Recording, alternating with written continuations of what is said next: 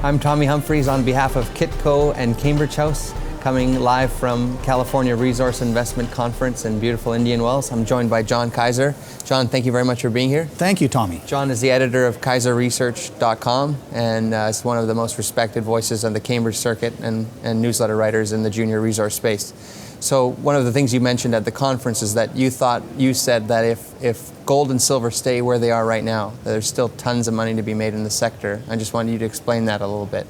Well, there's been a serious disconnect between equity prices and bullion prices since December 2010.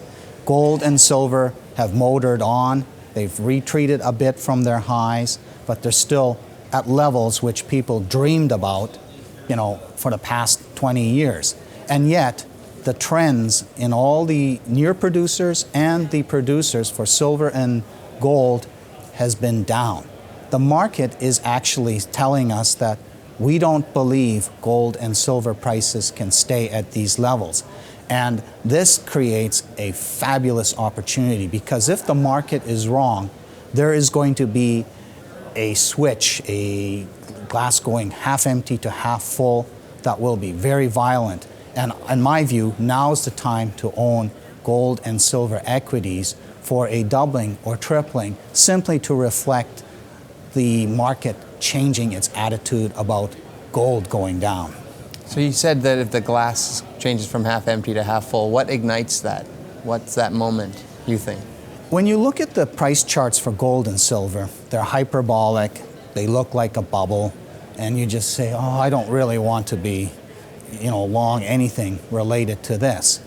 But if you look at gold and silver in terms of how much gold and silver actually exists and how it is being valued relative to what global GDP is, the gold stock that exists, about 5.4 billion ounces right now, is only 12% of global GDP. And we expect global GDP to keep rising. And what has changed in the last decade is China's come on stream. The power balance of the world is changing. The United States cannot sustain its top role. Its military budget is almost half of total military spending. Their debt ceiling is now hitting $1.7 trillion.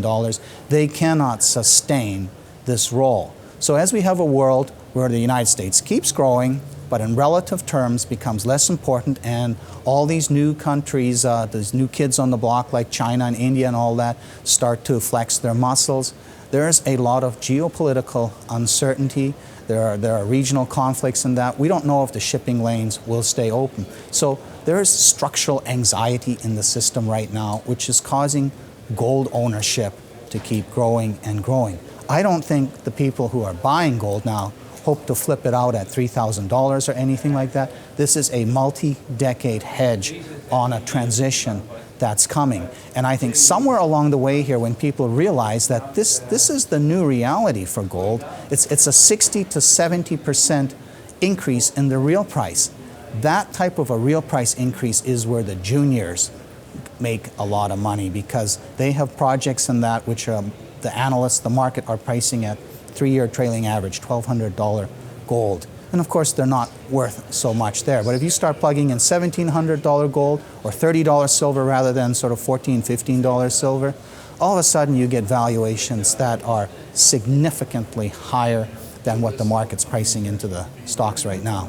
So do you think that retail investors at home, they should be buying like just the mid-tier and the major gold producers, or should they be looking to own some of these more volatile junior names? And how should they educate themselves? The first ones that will really start to move will be the big major producers, the Barricks and the Newmonts in them. So you would have some sort of a graduated portfolio approach where you start with the big guys and you move down the food chain. One of the things that will happen is when this inflection happens, the M&A activity, which is already showing an uptick, is going to accelerate, because the mid-tier companies are going to start grabbing these deposits to bulk themselves up. Because the valuation increase will start with the more advanced, diversified companies, they will be able to issue a higher priced paper than what the juniors, the single deposit, high risk type of projects are being priced at. So when this inflection happens, you actually also want to be long stocks farther down the food chain. And this is advanced projects, companies at PEA, PFS, pre-feasibility study level, where the cost numbers have already been identified and where there's no screwy political factors at work. So you want to own those now, because it'll be like some Pac-Man chomping up all these companies very quickly. And I think 100% plus price adjustments very quickly. And these are some of the stocks that you cover in your newsletter? Yes, I mean, we're looking right now at all the number crunching and seeing, what's the stock worth if it's $1,200 gold? What's it worth if it's $1,700? What, and I do believe this can happen, we do get a spike over $2,000 created by some political crisis as opposed to a financial crisis, like say Tehran gets bombed by Israel and the whole Middle East goes berserk, and we have all kinds of geopolitical stresses. I could see gold going over $2,000. It'll come back from that level, back into the $1,500 to $2,000 level. That might even be the trigger that finally gets people saying $1,500 to $2,000 is the new norm, not $1,000, $1,200. So with regard to the exploration juniors, a year from now, again, if you really like being ahead of the curve, and I do like that, and I'm looking at companies with innovative exploration strategies and interesting prospects, they are being severely priced by the market right now. You want to start accumulating these, because all the advanced projects will disappear in the next 12 months.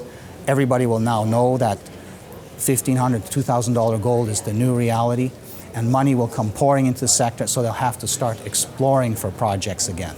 So to sign up for your services, kaiserresearch.com? Yes. Well, John Kaiser, thanks very much for being here. Thank you, Tom. On behalf of Kitco and Cambridge House, thanks very much for watching.